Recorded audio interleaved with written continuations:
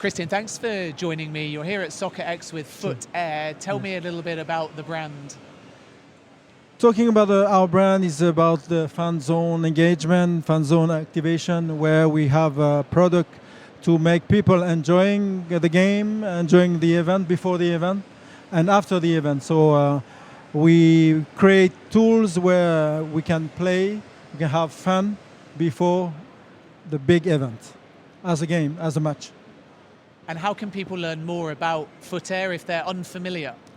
Listen, when you go to our fan zone, you can see that you can compete with your friend, you can have fun with your family, playing football, sometimes foot golf, sometimes a trick, sometimes you need to do like football players, but you have a short moment because you need to have your ability to play. And as a player, you were focused on football and winning many things. Yes. Now you've moved into business. True. What motivated you in life after football to make that transition? Listen, when I made the transition, I thought what I can do after career, and for sure that I belong to that industry, I belong to that environment as football. And somehow when I talk about fan zone, fans are key and very important in our game. That's why we need to create something for them. And now when we talk about business, in America you have all this platform to do and to make business. That's why we came here. Also because we know that in 2026 you will host the big event in the world as the World Cup, FIFA World Cup. And we are pretty sure that's going to be successful because you have a knowledge to organize a big event, you have a know-how, and that's why we are here today with Soccerex. You know all about a home World Cup, you know all about winning a World Cup. You mentioned the 2026 World Cup in America, in Canada, and in Mexico. How important is it for this region to have a World Cup, and what impact do you expect it to have? We have seen already in many World Cup that there is a big impact, not only in sport, not only in football, but also about social, economic, and political development in any countries. We can see that in South Africa, in Qatar lately, that people enjoy the game, but also have another view, a lecture of the country, of the culture of the people, and how you need to be with them to enjoy the game, and that this is the particular to sport, that they offer you something bigger than you expect, that yes, you can know, because football is about diversity. Football is about this kind of sharing moment, individual, emotional moment. This is our sport. You win that World Cup in 1998. Yes. And everyone's obviously focused on the football and the celebrations. True. But in that aftermath, Yes. when did it sink in? When did the legacy of that achievement start to become apparent to you? Listen, when you start a competition, obviously everyone is behind the country, behind the jersey. But when there is a victory, you can see that somehow the victory is beyond the expectation, because finally we accept each other as who we are, because victory accepts your difference. And this is a value of our sport, that there is no barrier, there is no difference. We are one in that game, and we are all united. And when you have this kind of emotion with the victory, you just enhance this particular moment, this difference. There is no more difference. This one. We are one nation, and this is part of our sport or football environment. So who would win in an 11-a-side game between the France 98 team and now? Today, who's going to win? If they played against each other? I would tell you, America, Mexico, and Canada. They will be the winners. Because when we talk about such an event, by being chosen, they are already the winners. But I mean... And if we would talk about, yes, I will take France, of course, obviously.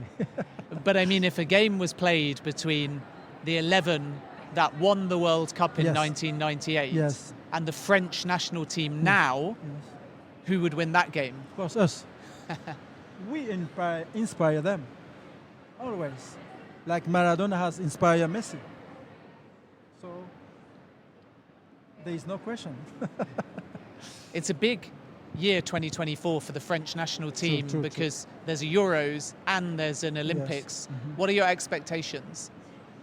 I think that Didier Deschamps, our friend, but also our national team coach, I think that he has already in his mind what to do, what to give to France again, his aura. And I know that Didier is capable to give another new French touch by winning the Euro. But for sure it's not easy. Everybody will try to beat us, but we are ready. And I know that Didier has many talented players and he needs to choose the best. So it's not going to be easy for him, but I know that at least we have many talents we can play, or the Olympic Games or the Euro. By the time we get to the end of the season, that Euros and that Olympics, do you expect... It's too tight. For sure that's not easy, but I know that, for example, that they already think about it. I know that from the Department of Sport Department for the national team, they had already planified everything. Everything. So let's talk about Kylian Mbappe. Yes. Do you expect him to join your former club, Real Madrid? Only him can answer this question. For sure that from 3 years already, we're expecting him in Real Madrid. He didn't. I don't know why he didn't come, but for sure that he's still young. He's only 24 years old, and obviously his future is still bright, and he will perform as usual, and hopefully that he will one day be a Real Madrid player. I hope so. Kylian had an amazing World Cup, even though he didn't win it. True. Can he lead France to Euro 2024 or Olympic gold? Of course. He's our captain, and I think that he has a responsibility to inspire his teammates, but also to guide them for the final victory. Of course, it was only this final was one of the best final ever we have seen in Doha in Qatar. But obviously, yes, this is football. We need to finish with penalty kicks. But it's like this, part of our environment, and we need to accept that. And Kylian know what to do. It wasn't good for Kylian or you, but for Messi to win that World Cup, he's now here in Miami. For the football sentimentalist, a brilliant story. No, but I think that the winners always deserve to win. The winners because they have done more to win. So it doesn't matter who's gonna be the third or first, but at least we know that who has won is Messi with Argentina. And we need to congratulate Argentinians, FA, Messi and his teammate, because they have done a great achievement. So this is normal. Can I ask you about Real Madrid and Jude Bellingham? Is he the best player in the world right now? Jude, he's on the top. I hope he will continue with Real Madrid. I hope he will be one with the Ballon d'Or. He will be competing with Kylian. So we'll see. We'll see how he's gonna. Because after now he will join the next 2 weeks the national team. So we'll see how he's gonna be, and I hope that he will behave as when he came to Real Madrid, scoring goals and be the best, be the Pichichi in La Liga. Do you think that he stands a realistic chance of winning next year's Ballon d'Or? If he continue like this, nobody can. He's unstoppable, and he's surprising everyone. As if we know that he's one of the best talent in England today, and he's working for that. So I hope for him to be again this one we know today, to score, to be a teammate for Real Madrid, and always be a leader and example on the pitch. This is great when you see him playing like that. How difficult is it to come to a club like Real Madrid and have such an instant impact? You know, I was there, and I cannot explain. I can't explain because I think that he how can I say it?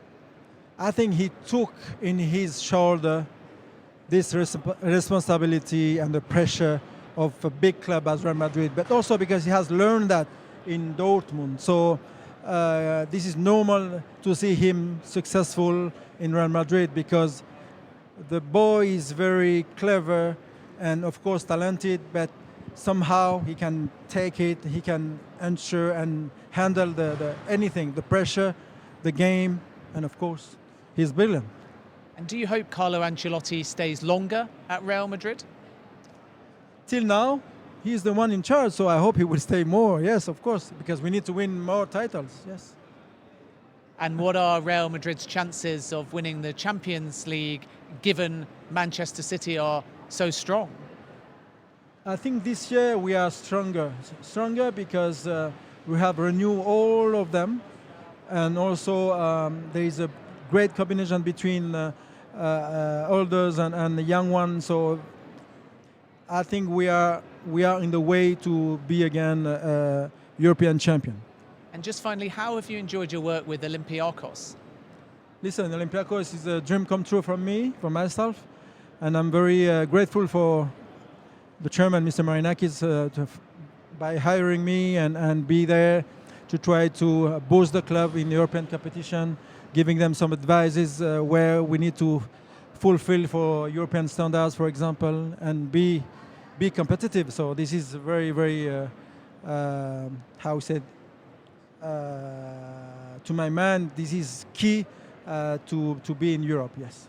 What is your dream in life after football? Is it to be that football administrator? Is it to work in brands? Is it to even coach again? Listen, from New Caledonia, where I was born, I didn't think about it. I didn't dream about football. I was more to be a doctor or anthropology, and because I love history, I love science, and therefore when the ball came to me, when my grandmother offered me a ball, I became a footballer. So when you follow your dreams or your passion, for sure that you become someone. And football gave me this opportunity to be someone. And that's why I'm here also to share my experience, not only with the industry, but also with the fans, with people. So and one day, to be connected. One day, would you like to return to Real Madrid in some capacity? We never know. I don't know, but one day I know that I'm sure I will come back to my country, to New Caledonia. We are there. We are preparing also our World Cup.